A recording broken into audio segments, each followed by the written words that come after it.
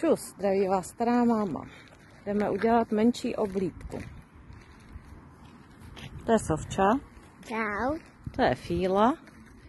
To je Michal. Kozy, ovce, koně a slepice.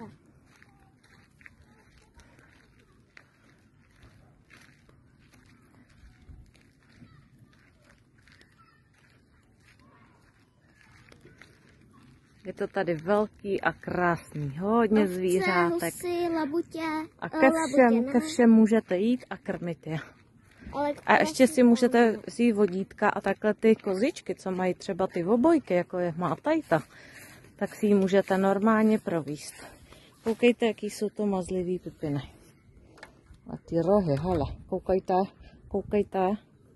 Veď, no další. Oni by chtěli do brůdky.